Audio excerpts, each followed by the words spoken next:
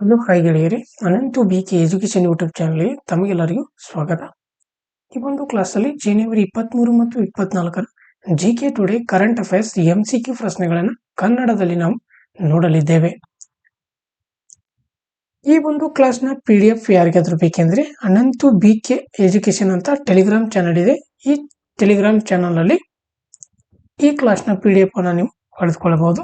ಈ ಒಂದು ಟೆಲಿಗ್ರಾಮ್ ಚಾನಲ್ನ ಲಿಂಕ್ ಅನ್ನು ಕೆಳಗಡೆ ಡಿಸ್ಕ್ರಿಪ್ಷನ್ ಬಾಕ್ಸ್ ನಲ್ಲಿ ಕೊಡಲಾಗಿರ್ತದೆ. ಬನ್ನಿ ಗೆಳೆಯರೇ, ಪ್ರಶ್ನೆಗಳನ್ನು ನೋಡೋಣ. ಪ್ರಶ್ನೆ: Abd al Kuri island which was in the news is located in which ocean? ಸುದ್ದಿಯಲ್ಲಿ ಕಾಣಿಸಿಕೊಂಡಂತಹ ಅಬದುಲ್ ಕುರಿ ದ್ವೀಪವು ಯಾವ ಸಾಗರದಲ್ಲಿ ಇದೆ? ಸರಿಯಾದಂತಹ ಉತ್ತರ ಆಪ್ಷನ್ ಎ, ಹಿಂದೂ ಮಹಾಸಾಗರ. ಯೆಮೆನ್ನ ಅಬ್ದುಲ್ ಕುರಿ ದ್ವೀಪದಲ್ಲಿ UAE ನಿರ್ಮಿಸಿರುವ ಬಹುತೇಕ ಪೂರ್ಣಗೊಂಡಂತಹ ವಾಯುನೆಲೆಯನ್ನ ಉಪಗ್ರಹ ಚಿತ್ರಗಳು ಬಹಿರಂಗಪಡಿಸಿರುವಂತದ್ದು. ಅಬ್ದುಲ್ ಕುರಿ ದ್ವೀಪವು ಸೊಕ್ರೋಟಾ ದ್ವೀಪ ಸಮೂಹದ ಭಾಗವಾಗಿದೆ. ಇದು ಸೊಕ್ರೋಟಾದಿಂದ ನೈಋತ್ಯಕ್ಕೆ 65 ಮೈಲ್ ದೂರದಲ್ಲಿದೆ ಮತ್ತು ಸೋಮಾಲಿಯಾಕ್ಕೆ ಹತ್ತಿರವಾಗಿರುವಂತದ್ದು. ಇದು ಕಲ್ಲಿನ ದ್ವೀಪವು 35 ಕಿಲೋಮೀಟರ್ ಉದ್ದ ಮತ್ತು 5 ಕಿಲೋಮೀಟರ್ ಅಗಲವಿದೆ. 500ಕ್ಕಿಂತ ಹೆಚ್ಚು ಕಡಿಮೆ ಜನಸಂಖ್ಯೆಯನ್ನು ಹೊಂದಿರುವಂತದ್ದು. ಇಲ್ಲಿ ಮೀನುಗಾರಿಕೆಯನ್ನು ಅವಲಂಬಿಸಿದೆ ಮತ್ತು ಸ್ಥಳೀಯ ಯುಫೋರ್ಬಿಯಾ ಅಬ್ದಲ್ಕ್ರಿ ಸಸ್ಯವನ್ನು ಕೂಡ ಇಲ್ಲಿ ಹೊಂದಿರುವಂತದ್ದು. ಹೌದಾ? ಇನ್ನು ಮುಂದಿನ ಪ್ರಶ್ನೆ: which organisation released the global risks report 2025? ಜಾಗತಿಕ ಅಪಾಯಗಳ ವರದಿ 2025 ಯಾವ ಸಂಸ್ಥೆ ಬಿಡುಗಡೆ ಮಾಡಿದೆ? ಸರಿಯಾದಂತ ಉತ್ತರ ಆಪ್ಷನ್ ಬಿ, ವಿಶ್ವ ಆರ್ಥಿಕ ವೇದಿಕೆ. 2006ರಲ್ಲಿ ಮೊದಲು ಪ್ರಕಟವಾದಂತಹ ವಿಶ್ವ ಆರ್ಥಿಕ ವೇದಿಕೆಯ ಜಾಗತಿಕ ಅಪಾಯ ವರದಿಯು ತೀವ್ರ ಹವಾಮಾನವನ್ನ ಪರಿಸರ ಅಪಾಯವನ್ನು ಗುರುತಿಸುತ್ತದೆ. 2024-25ರ ವರದಿಯು ತಪ್ಪು ಮಾಹಿತಿ ಮತ್ತು ಜೀವ ವೈವಿಧ್ಯತೆ ನಷ್ಟ ಸೇರಿದಂತೆ ಅಲ್ಪಾವಧಿಯ 1 ವರ್ಷಗಳು ಮತ್ತು ದೀರ್ಘಾವಧಿಯ 10 ವರ್ಷಗಳು ಅಪಾಯಗಳನ್ನ ಮೌಲ್ಯಮಾಪನ ಮಾಡಲು ಜಾಗತಿಕ ಅಪಾಯಗಳ ಗ್ರಹಿಕೆ ಸಮೀಕ್ಷೆಯನ್ನು ಬಳಸುತ್ತದೆ. ತಾಂತ್ರಿಕ ಭೂ ಕಾರ್ಯತಂತ್ರ, ಹವಾಮಾನ ಮತ್ತು ಜನಸಂಖ್ಯೆ ಶಾಸ್ತ್ರ ಎಂಬ 4 ಪ್ರಮುಖ ಕ್ಷೇತ್ರಗಳು ಜಾಗತಿಕ ಅಪಾಯಗಳನ್ನ ತೀವ್ರಗೊಳಿಸುವ ನಿರೀಕ್ಷೆ ಇದ್ದು, ಮಿಥೇನ್ ಮತ್ತು ಕಪ್ಪು ಇಂಗಾಲದಂತಹ ಅಲ್ಪಾವಧಿಯ ಹವಾಮಾನ ಮಾಲಿನ್ಯಕಾರಕಗಳನ್ನು ಪರಿಹರಿಸುವ ಅಗತ್ಯವನ್ನು ಹೇಳುತ್ತವೆ. ಇನ್ನು next question: Trajan 155mm towed alternative gun system is developed by India and which country? Trajan 155mm towed artillery gun ವ್ಯವಸ್ಥೆಯನ್ನ ಭಾರತ ಮತ್ತು ಯಾವ ದೇಶ ಅಭಿವೃದ್ಧಿಪಡಿಸಿದೆ ಅಂತ ಕೇಳಿದಾರ. ಸರಿಯಾದಂತ ಉತ್ತರ ಆಪ್ಷನ್ ಸಿ, ಫ್ರಾನ್ಸ್. ಸರಿಯಾದಂತ ಉತ್ತರ. ಭಾರತ ಮತ್ತು ಫ್ರಾನ್ಸ್ ಅಭಿವೃದ್ಧಿಪಡಿಸಿದಂತಹ ಟ್ರಾಜನ್ 155 ಟವಲ್ಡ್ ಆರ್ಟಲರಿ ಗನ್ ಅರ್ಮೇನಿಯಾದಿಂದ ರಫ್ತು ಆದೇಶವನ್ನು ಹೊಂದಿದೆ. ಇದು ಲಾರ್ಸನ್ ಮತ್ತು ಟುಬ್ರೋ L ಮತ್ತು T ಮತ್ತು KNDS ಫ್ರಾನ್ಸ್ನಿಂದ ತಯಾರಿಸಲ್ಪಟ್ಟ 155mm 52 ಕ್ಯಾಲಿಬರ್ ಗನ್ ಆಗಿದ್ದು, ಇದನ್ನ ಭಾರತದಲ್ಲಿ ತಯಾರಿಸಲಾಗ್ತದೆ.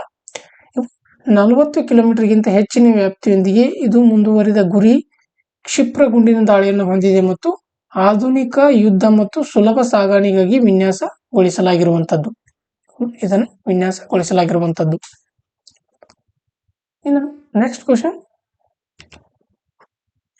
The Nord stream pipeline is constructed under which C? Nord stream pipeline ಅನ್ನ ಯಾವ ಸಮುದ್ರದ ಅಡಿಯಲ್ಲಿ ನಿರ್ಮಿಸಲಾಗಿದೆ? ಸರಿಯಾದಂತ ಉತ್ತರ ಆಪ್ಷನ್ ಬಿ, ಬಾಲ್ಟಿಕ್ ಸಮುದ್ರ. UNEP ಅಧ್ಯಯನ ಪ್ರಕಾರ 2022ರ ನಾರ್ಡ್ ಸ್ಟ್ರೀಮ್ ಪೈಪ್ಲೈನ್ ಸ್ಫೋಟಗಳು ಇದುವರೆಗೆ ದಾಖಲಾದಂತಹ ಅತಿ ದೊಡ್ಡ ಮೀಥೇನ್ ಬಿಡುಗಡೆಗೆ ಕಾರಣವಾಗಿರುವಂತದ್ದು. ನಾರ್ಡ್ ಸ್ಟ್ರೀಮ್ ಬಾಲ್ಟಿಕ್ ಸಮುದ್ರದ ಅಡಿಯಲ್ಲಿ ರಷ್ಯಾವನ್ನ ಜರ್ಮನಿಗೆ ಸಂಪರ್ಕಿಸುವ ಪ್ರಮುಖ ನೈಸರ್ಗಿಕ ಅನಿಲ ಪೈಪ್ಲೈನ್ ಇದಾಗಿರುವಂತದ್ದು. ಇದು ರಷ್ಯಾದಿಂದ ನೇರ ಅನಿಲ ಪೂರೈಕೆಯನ್ನು ಒದಗಿಸುವ ಮೂಲಕ ಸಾಗಣೆ ದೇಶಗಳನ್ನ ತಪ್ಪಿಸುವ ಮೂಲಕ ಯುರೋಪ್ಗೆ ಇಂಧನ ಭದ್ರತೆಯನ್ನು ಖಾತ್ರಿಗೊಳಿಸುತ್ತದೆ. ಹೌದಾ? ಇನ್ನು next question: The Archaeological Survey of India recently found ancient Buddhist artifact at which place in Odisha? ಭಾರತೀಯ ಪುರಾತತ್ವ ಸಮೀಕ್ಷೆ ASI ಇತ್ತೀಚೆಗೆ ಒಡಿಶಾದ ಯಾವ ಸ್ಥಳದಲ್ಲಿ ಪ್ರಾಚೀನ ಬೌದ್ಧ ಕಲಾಕೃತಿಗಳನ್ನ ಕಂಡು ಹಿಡಿದಿದೆ ಅಂತ ಕೇಳಿದಾರೆ. ಸರಿಯಾದಂತ ಉತ್ತರ option Ratnagiri Math. Option A Ratnagiri ಮಠ. ಭಾರತದ ಪುರಾತತ್ವ ಸಮೀಕ್ಷೆಯು ಒಡಿಶಾ ರತ್ನಗಿರಿಯಲ್ಲಿ ಪ್ರಾಚೀನ ಬೌದ್ಧ ಕಲಾಕೃತಿಗಳನ್ನು ಕಂಡುಹಿಡಿದಿದೆ.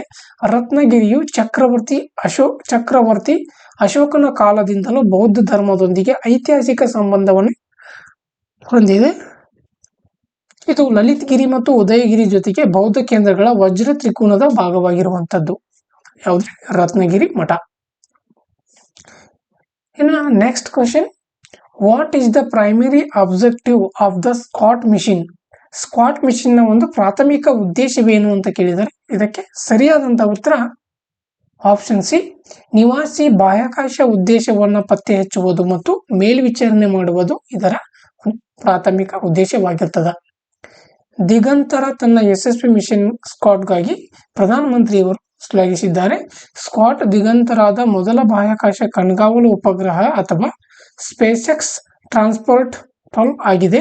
ಇದು ಕಡಿಮೆ ಭೂಮಿಯ ಕಕ್ಷೆಯಲ್ಲಿರುವ ಸಣ್ಣ ವಸ್ತುಗಳನ್ನು ಹೆಚ್ಚಿನ ನಿಖರತೆಯೊಂದಿಗೆ ಟ್ರ್ಯಾಕ್ ಮಾಡುತ್ತದೆ. ಪ್ರಸ್ತುತ ವ್ಯವಸ್ಥೆಗಳಲ್ಲಿನ ಅಂತರವನ್ನು ತುಂಬುವಂತದ್ದಾಗಿದೆ. ಹೌದಾ? ಇನ್ನು next question, upper Karnali hydro electrical project is located in which country? Upper Karnali ಜಲವಿದ್ಯುತ್ ಯೋಜನೆಯು ಯಾವ ದೇಶದಲ್ಲಿ ಇರುವಂತದ್ದು?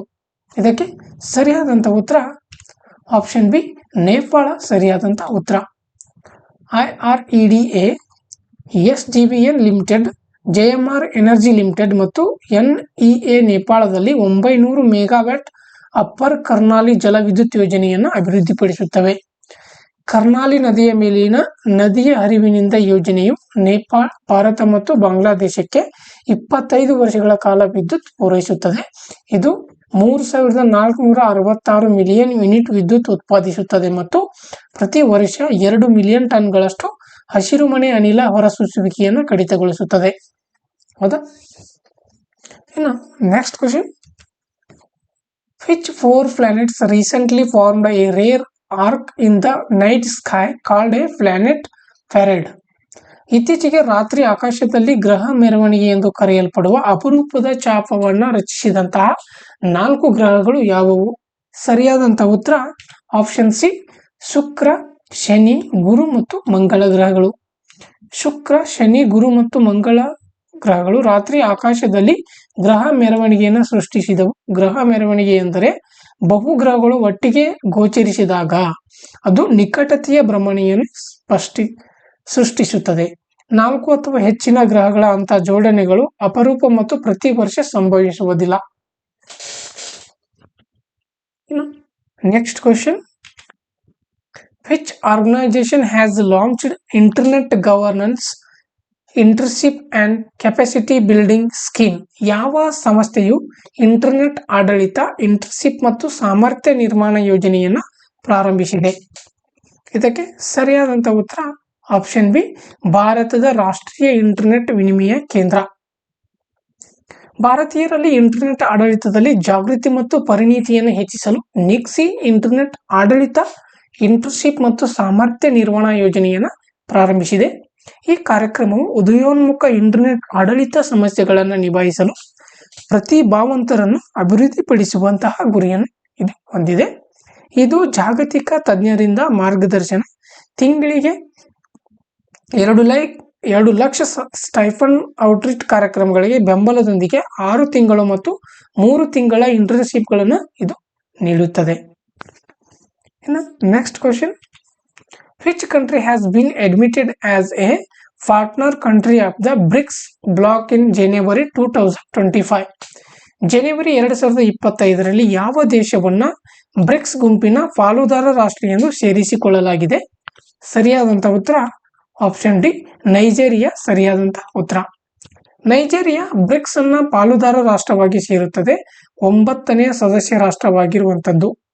G7 ರಾಷ್ಟ್ರಗಳಿಗೆ ಸವಾಲು ಹಾಕಲು 2009ರಲ್ಲಿ ಬ್ರಿಕ್ಸ್ ಅನ್ನು ಸ್ಥಾಪಿಸಲಾಯಿತು. ಆಫ್ರಿಕಾದ ಅತಿ ದೊಡ್ಡ ಜನಸಂಖ್ಯೆ ಮತ್ತು ಆರ್ಥಿಕತೆಯನ್ನು ಹೊಂದಿರುವ ನೈಜೀರಿಯಾ ದಕ್ಷಿಣ ಸಹಕಾರದ ಬ್ರಿಕ್ಸ್ ಗುರಿಗಳನ್ನು ಬೆಂಬಲಿಸುತ್ತದೆ ಮತ್ತು US ಡಾಲರ್ಗೆ ಪರ್ಯಾಯಗಳನ್ನು ಇದು ಅನ್ವಯಿಸುವಂತದ್ದಾಗಿದೆ. ಹೌದಾ? ಇನ್ನು next question, Pangsa Fast International Festival is celebrated every year in which state? Pangsa Fast ಅಂತಾರಾಷ್ಟ್ರೀಯ ಉತ್ಸವವನ್ನು ಪ್ರತಿ ವರ್ಷ ಯಾವ ರಾಜ್ಯದಲ್ಲಿ ಆಚರಿಸಲಾಗ್ತದೆ? ಇದಕ್ಕೆ ಸರಿಯಾದಂಥ ಉತ್ತರ ಆಪ್ಷನ್ ಸಿ, ಅರುಣಾಚಲ ಪ್ರದೇಶ ಸರಿಯಾದಂಥ ಉತ್ತರ.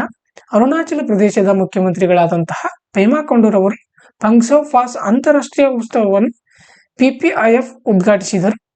ಈ ಉತ್ಸವವು ಜಾನಪದ ಹಾಡುಗಳು, ಕ್ರೀಡೆಗಳು ಮತ್ತು ಐತಿಹಾಸಿಕ ಸ್ಥಳ ಪ್ರವಾಸಗಳೊಂದಿಗೆ ಪರಂಪರೆಯನ್ನು ಪ್ರದರ್ಶಿಸುತ್ತದೆ. ಇದು ಸ್ಥಳೀಯ ಕುಶಲಕರ್ಮಿಗಳನ್ನು ಬೆಂಬಲಿಸುತ್ತದೆ ಮತ್ತು ಚಾಂಗ್ಲಾಂಗ್ ಜಿಲ್ಲೆಯ ನಾಂಪೋಂಗ್ನಲ್ಲಿ ಆರ್ಥಿಕ ಬೆಳವಣಿಗೆ ಮತ್ತು ಸ್ವಾವಲಂಬನೆಯನ್ನು ಹೆಚ್ಚಿಸುವ ಗುರಿಯನ್ನು ಇದು ಹೊಂದಿದೆ. ಇನ್ನು next question, Recently, the Zoological Survey of India have identified 23 species of blood-sucking whales in which state? UT. ಇತ್ತೀಚೆಗೆ ಭಾರತೀಯ ಪ್ರಾಣಿಶಾಸ್ತ್ರ ಸಮೀಕ್ಷೆ ಯಾವ ರಾಜ್ಯ ಅಥವಾ ಕೇಂದ್ರಾಡಳಿತ ಪ್ರದೇಶದಲ್ಲಿ 23 ಜಾತಿಯ ರಕ್ತ ಹೀರುವ ನೊಣಗಳನ್ನು ಗುರುತಿಸಿದೆ? ಇದಕ್ಕೆ ಸರಿಯಾದಂಥ ಉತ್ತರ ಆಪ್ಷನ್ ಡಿ, ಅಂಡಮಾನ್ ಮತ್ತು ನಿಕೋಬಾರ್ ದ್ವೀಪಗಳು. ಅಂಡಮಾನ್ ಮತ್ತು ನಿಕೋಬಾರ್ ದ್ವೀಪಗಳು. ಭಾರತದ ಪ್ರಾಣಿಶಾಸ್ತ್ರ ಸಮೀಕ್ಷೆಯ ಸಂಶೋಧಕರು ಅಂಡಮಾನ್ ಮತ್ತು ನಿಕೋಬಾರ್ ದ್ವೀಪಗಳಲ್ಲಿ 25 ಜಾತಿಯ ರಕ್ತ ಹೀರುವ ಬೂಸಿ ನೊಣಗಳನ್ನು ಕಂಡುಬಂದಿವೆ. ಅವುಗಳಲ್ಲಿ 13 ಭಾರತಕ್ಕೆ ಹೊಸದು.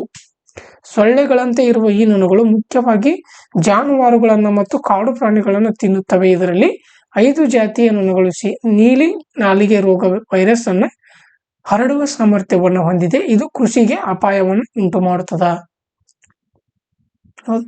ಇನ್ನು next question, which minister has developed the entity locker platform? ಯಾವ ಸಚಿವಾಲಯವು ಎಂಟಿಟಿ ಪ್ಲಾಟ್ಫಾರ್ಮ್ ಅನ್ನು ಅಭಿವೃದ್ಧಿಪಡಿಸಿದೆ? ಇದಕ್ಕೆ ಸರಿಯಾದಂಥ ಉತ್ತರ ಆಪ್ಷನ್ ಬಿ, ಎಲೆಕ್ಟ್ರಾನಿಕ್ಸ್ ಮತ್ತು ಮಾಹಿತಿ ತಂತ್ರಜ್ಞಾನ ಸಚಿವಾಲಯ. ಎಂಟಿಟಿ ಲಾಕರ್ ವ್ಯವಹಾರ ದಾಖಲೆಗಳನ್ನು ನಿರ್ವಹಿಸಲು NIGD ಇಂದ ಸುರಕ್ಷಿತ ಕ್ಲೌಡ್ ಪ್ಲಾಟ್ಫಾರ್ಮ್ ಆಗಿದೆ. ಇದು ಸಂಸ್ಥೆಗಳು, MSMEಗಳು, ಸ್ಟಾರ್ಟ್ಅಪ್ಗಳು, ಟ್ರಸ್ಟ್ಗಳು ಮತ್ತು ಸಮಾಜಗಳಿಗೆ ಸೇವೆ ಸಲ್ಲಿಸುತ್ತದೆ. ಡಿಜಿಟಲ್ ಸಹಿಗಳು ಮತ್ತು ಸುರಕ್ಷಿತ ನಿರ್ವಹಣೆಯನ್ನು ಒದಗಿಸುತ್ತದೆ. ವೇದಿಕೆಯು ನೈಜ ಸಮಯದ ಪರಿಶೀಲನೆಗಾಗಿ ಸರ್ಕಾರಿ ವ್ಯವಸ್ಥೆಗಳೊಂದಿಗೆ ಸಂಯೋಜಿಸುತ್ತದೆ. ಭಾರತದ ಡಿಜಿಟಲ್ ಆಡಳಿತ ದೃಷ್ಟಿಕೋನವನ್ನು ಬೆಂಬಲಿಸುತ್ತದೆ. ಇನ್ನು next question, which state or UT Virgin Coconut Oil received a geological identification GI recently? ಇತ್ತೀಚೆಗೆ ಯಾವ ರಾಜ್ಯ ಅಥವಾ ಕೇಂದ್ರಾಡಳಿತ ಪ್ರದೇಶದ ಕಚ್ಚಾ ತೆಂಗಿನ ಎಣ್ಣೆಗೆ ಭೌಗೋಳಿಕ ಸೂಚ್ಯಂಕವನ್ನು ನೀಡಲಾಗಿದೆ? ಇದಕ್ಕೆ ಸರಿಯಾದಂಥ ಉತ್ತರ ಆಪ್ಷನ್ ಸಿ, ಅಂಡಮಾನ್ ಮತ್ತು ನಿಕೋಬಾರ್ ಸರಿಯಾದಂಥ ಉತ್ತರ. ಅಂಡಮಾನ್ ಮತ್ತು ನಿಕೋಬಾರ್ ಕಚ್ಚಾ ತೆಂಗಿನ ಎಣ್ಣೆ ಭೌಗೋಳಿಕ ಸೂಚ್ಯಂಕವನ್ನು GI ಟ್ಯಾಗ್ ಅನ್ನು ಪಡೆದುಕೊಂಡಿದ್ದು ಅದರ ಮನ್ನಣೆಯನ್ನು ಹೆಚ್ಚಿಸಿದೆ. ಉತ್ಪನ್ನದ ವ್ಯಾಪ್ತಿಯನ್ನು ಸುಧಾರಿಸಲು ಮಹಿಳೆಯರಿಗೆ ಮಾರ್ಕೆಟಿಂಗ್ ಮತ್ತು ಬ್ರ್ಯಾಂಡಿಂಗ್ ನಲ್ಲಿ ತರಬೇತಿ ನೀಡಲಾಗುತ್ತದೆ. VCO ಅನ್ನು ಸಾಂಪ್ರದಾಯಿಕವಾಗಿ ತಯಾರಿಸಲಾಗುತ್ತದೆ. ಸಂಸ್ಕರಿಸಿದ, ಬಿಳುಪುಗೊಳಿಸಿದ ಮತ್ತು ಯಾವುದೇ ರಾಸಾಯನಿಕಗಳು ಅಥವಾ ಸಂರಕ್ಷಕಗಳನ್ನು ಹೊಂದಿರುವುದಿಲ್ಲ. ಇನ್ನು next question, national disaster response force works under which ministry? ರಾಷ್ಟ್ರೀಯ ವಿಪತ್ತು ಪ್ರತಿಕ್ರಿಯೆ ಪಡೆ ಯಾವ ಸಚಿವಾಲಯದ ಅಡಿಯಲ್ಲಿ ಕಾರ್ಯವನ್ನು ನಿರ್ವಹಿಸುತ್ತದೆ? ಇದಕ್ಕೆ ಸರಿಯಾದಂಥ ಉತ್ತರ ಆಪ್ಷನ್ ಬಿ, ಗೃಹ ವ್ಯವಹಾರಗಳ ಸಚಿವಾಲಯ. ಕೇಂದ್ರ ಗೃಹ ವ್ಯವಹಾರಗಳ ಸಚಿವಾಲಯವು ಆಂಧ್ರ ಪ್ರದೇಶದ ವಿಜಯವಾಡದಲ್ಲಿ ನಡೆದ ರಾಷ್ಟ್ರೀಯ ವಿಪತ್ತು ಪ್ರತಿಕ್ರಿಯೆ ಪಡೆ NDRFನ 20ನೇ ಸ್ಥಾಪನಾ ದಿನದಂದು ಭಾಗವಹಿಸಿತ್ತು. ವಿಶೇಷ ವಿಪತ್ತು ಪ್ರತಿಕ್ರಿಯೆಗಳಿಗಾಗಿ NDRF ಅನ್ನು 2006ರಲ್ಲಿ ವಿಪತ್ತು ನಿರ್ವಹಣಾ ಕಾಯ್ದೆ 2005ರ ಮೂಲಕ ರಚಿಸಲಾಗಿರುವಂಥದ್ದು. ಇದು ನೈಸರ್ಗಿಕ ಮತ್ತು ಮಾನವ ನಿರ್ಮಿತ ವಿಪತ್ತುಗಳನ್ನು ನಿರ್ವಹಿಸಲು ನುರಿತ ಪಡೆಯಾಗಿದ್ದು ಮತ್ತು ಇದನ್ನ ಮಹಾನಿರ್ದೇಶಕರ ನೇತೃತ್ವವನ್ನು ಇದರ ನೇತೃತ್ವವನ್ನು ಮಹಾನಿರ್ದೇಶಕರು ವಹಿಸುತ್ತಾರೆ. Next question, who has been appointed Director General of the Central Reserve Police Force CRPF recently? ಇತ್ತೀಚೆಗೆ CRPF ನ ಮಹಾನಿರ್ದೇಶಕರಾಗಿ ಯಾರನ್ನ ನೇಮಿಸಲಾಗಿದೆ ಅಂತ ಕೇಳಿದ್ದಾರೆ. ಇದಕ್ಕೆ ಸರಿಯಾದಂತ ಉತ್ತರ option A, Gyanendra Pratap Singh. Gyanendra Pratap Singh Assam police ಮುಖ್ಯಸ್ಥರಾಗಿರುವಂತಹ ಜ್ಞಾನೇಂದ್ರ ಪ್ರತಾಪ್ ಸಿಂಗ್ ಈಗ CRPF ನ ಮಹಾನಿರ್ದೇಶಕರಾಗಿದ್ದಾರೆ. CRPF ಗೃಹ ಸಚಿವಾಲಯದ ಅಡಿಯಲ್ಲಿ ಭಾರತದ ಪ್ರಮುಖ ಕೇಂದ್ರ ಪೊಲೀಸ್ ಪಡೆಯಾಗಿರುವಂತದ್ದು. ರಾಜಕೀಯ ಅಶಾಂತಿಯ ಸಮಯದಲ್ಲಿ ಆಂತರಿಕ ಭದ್ರತೆಯನ್ನ ಕಾಪಾಡಿಕೊಳ್ಳಲು ಇದನ್ನ 1939ರಲ್ಲಿ ಸ್ಥಾಪಿಸಲಾಯಿತು. ಹೌದಾ? Next question, Vikas engine was developed by which organisation? Vikram Ambalal Sarabhai engine ಅನ್ನ ಯಾವ ಸಂಸ್ಥೆ ಅಭಿವೃದ್ಧಿಪಡಿಸಿದೆ? ಇದಕ್ಕೆ ಸರಿಯಾದಂತ ಉತ್ತರ ಆಪ್ಷನ್ ಸಿ, ಭಾರತೀಯ ಬಾಹ್ಯಾಕಾಶ ಸಂಶೋಧನಾ ಸಂಸ್ಥೆ ಇಸ್ರೋ ಮಹೇಂದ್ರಗಿರಿ ಪ್ರೊಪಲ್ಷನ್ ಕಾಂಪ್ಲೆಕ್ಸ್ ನಲ್ಲಿ ವಿಕಾಸ್ ಧ್ರುವ ಎಂಜಿನ್ ಅನ್ನ ಯಶಸ್ವಿಯಾಗಿ ಪುನರಾರಂಭಿಸಿದೆ. ಬಾಹ್ಯಾಕಾಶ ಕಾರ್ಯಾಚರಣೆಯ ವೆಚ್ಚವನ್ನ ಕಡಿಮೆ ಮಾಡುವ ಗುರಿಯನ್ನು ಹೊಂದಿರುವ ಮರುಬಳಕೆ ಮಾಡಬಹುದಾದ ಉಡಾವಣಾ ವಾಹನಗಳನ್ನು ಅಭಿವೃದ್ಧಿಪಡಿಸಲು ಈ ಪರೀಕ್ಷೆಯು ಪ್ರಮುಖವಾಗಿರುವಂತದ್ದು. ಡಾಕ್ಟರ್ ವಿಕ್ರಮ್ ಸಾರಾಭಾಯಿ ಅವರ ಹೆಸರಿನ ವಿಕಾಸ್ ಎಂಜಿನ್ ಇಸ್ರೋದ PSLV, GSLV ಮತ್ತು GSLV MK3ಗೆ ಶಕ್ತಿ ತುಂಬುತ್ತದೆ. ಅವುಗಳ ಪೇಲೋಡ್ ಸಾಮರ್ಥ್ಯಗಳನ್ನು ಇದು ಸುಧಾರಿಸುವಂತದ್ದಾಗಿರ್ತದೆ. ಹೌದಾ? Next question, what is dark oxygen that was recently highlighted in news? ಇತ್ತೀಚೆಗೆ ಸುದ್ದಿಗಳಲ್ಲಿ ಹೈಲೈಟ್ ಮಾಡಲಾದಂತಹ ಡಾರ್ಕ್ ಆಕ್ಸಿಜನ್ ಎಂದರೇನು ಅಂತ ಕೇಳಿದರೆ ಇದಕ್ಕೆ ಸರಿಯಾದಂತ ಉತ್ತರ ಆಪ್ಷನ್ ಎ, ಬೆಳಕು ಅಥವಾ ದ್ವಿತೀಯ ಸಂಶ್ಲೇಷಣೆ ಇಲ್ಲದೆ ಆಮ್ಲಜನಕವು ಸಮುದ್ರದ ಮೇಲ್ಮೈಯಿಂದ ಸಾವಿರಾರು ಅಡಿ ಕೆಳಗೆ ಉತ್ಪಾದಿಸಲ್ಪಟ್ಟಿತು ಎಂಬುದನ್ನು ಡಾರ್ಕ್ ಆಕ್ಸಿಜನ್ ಎನ್ನಲಾಗಿದೆ. ಸಾಗರ ತಳದಲ್ಲಿರುವಂತಹ ಪಾಲಿಮೆಟಾಲಿಕ್ ಗಂಟುಗಳು ಆಮ್ಲಜನಕವನ್ನು ಉತ್ಪಾದಿಸುತ್ತವೆ ಎಂದು ವಿಜ್ಞಾನಿಗಳು ಕಂಡುಕೊಂಡಿದ್ದಾರೆ. ಈ ಡಾರ್ಕ್ ಆಕ್ಸಿಜನ್ ಅನ್ನ ಸೂರ್ಯನ ಬೆಳಕು ಅಥವಾ ಸಸ್ಯಗಳ ಮೂಲಕ ಅಲ್ಲ, ಎಲೆಕ್ಟ್ರೋಕೆಮಿಕಲ್ ಚಟುವಟಿಕೆಯ ಮೂಲಕ ರಚಿಸಲಾಗಿದೆ. ಆವಿಷ್ಕಾರವು ಹಿಂದಿನ ನಂಬಿಕೆಗಳನ್ನು ಪ್ರಶ್ನಿಸುತ್ತದೆ ಮತ್ತು ಆಳವಾದ ಸಾಗರ ಪ್ರಕ್ರಿಯೆಗಳ ಕುರಿತು ಹೊಸ ಸಂಶೋಧನೆಗೆ ಸ್ಫೂರ್ತಿಯನ್ನು ನೀಡುತ್ತದೆ. Next question, what is the theme of world economic forum 2025 annual meeting held in Davos? ದಾವೋಸ್ನಲ್ಲಿ ನಡೆದಂತಹ ವಿಶ್ವ ಆರ್ಥಿಕ ವೇದಿಕೆಯ WEF 2025ರ ವಾರ್ಷಿಕ ಸಭೆಯ ವಿಷಯವೇನು? ಥೀಮ್ ಏನಂತ ಕೇಳಿದಾರೆ. ಇದಕ್ಕೆ ಸರಿಯಾದಂತ ಉತ್ತರ ಆಪ್ಷನ್ ಬಿ, ಬುದ್ಧಿವಂತ ಯುಗಕ್ಕಾಗಿ ಸಂಯೋಗ ಎಂಬುದು ಸರಿಯಾದಂತ ಉತ್ತರ. ವಿಶ್ವ ಆರ್ಥಿಕ ವೇದಿಕೆ WEF ತನ್ನ ವಾರ್ಷಿಕ ಸಭೆಯನ್ನ ಜನವರಿ 20ರಿಂದ 24, 2025ರವರೆಗೆ ಸ್ವಿಟ್ಜರ್ಲೆಂಡ್ನ ದಾವೋಸ್ನಲ್ಲಿ ಬುದ್ಧಿವಂತ ಯುಗಕ್ಕಾಗಿ ಸಂಯೋಗ ಎಂಬ ವಿಷಯದೊಂದಿಗೆ ನಡೆಸಲಿದೆ. 1971ರಲ್ಲಿ ಕ್ಲಾಸ್ ಶ್ವಾಬ್ ಸ್ಥಾಪಿಸಿದ WEF ಪಾಲುದಾರ ಬಂಡವಾಳ ಸೇವೆಯನ್ನು ಪರಿಚಯಿಸಿದ ಲಾಭರಹಿತ ಪ್ರತಿಷ್ಠಾನವಾಗಿದೆ. ಸ್ಥಿತಿಸ್ಥಾಪಕ ಮತ್ತು ಸುಸ್ಥಿರ ಆರ್ಥಿಕತೆಗಳು ಮತ್ತು ಸಮಾಜಗಳನ್ನು ರಚಿಸಲು ನಾಯಕರ ನಡುವೆ ಸಂವಾದ ಮತ್ತು ಕ್ರಿಯೆಯನ್ನು WEF ಪ್ರೋತ್ಸಾಹಿಸುತ್ತದೆ. ಹೌದಾ? ಇನ್ನು ನೆಕ್ಸ್ಟ್ ಕ್ವಶನ್,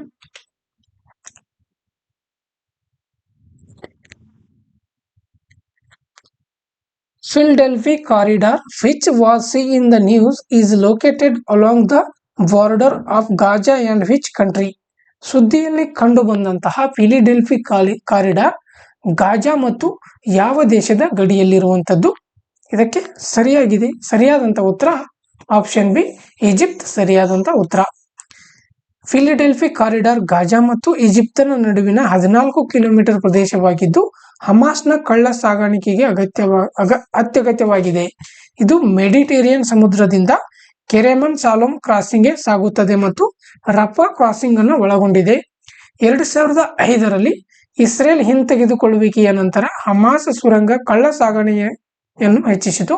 ಇದು ಶಸ್ತ್ರಾಸ್ತ್ರಗಳು ಮತ್ತು ಕಾರ್ಯಕರ್ತರಿಗೆ ಕಾರಿಡಾರ್ ಅನ್ನು ನಿರ್ಣಾಯಕವಾಗಿಸಿತು. ಇನ್ನು ಈ ಒಂದು ಕ್ಲಾಸ್ ಯಾರಿಗೆಲ್ಲ ಇಷ್ಟವಾಗಿದೆ ದಯವಿಟ್ಟು ಲೈಕ್ ಮಾಡಿ, ಶೇರ್ ಮಾಡಿ ಮತ್ತು ಕಮೆಂಟ್ ಮಾಡಿ ಅಂತ ಹೇಳ್ತಾ ಇಂದಿನ ಕ್ಲಾಸನ್ನು ಮುಗಿಸ್ತಾ ಇದ್ದೀನಿ. Thank you.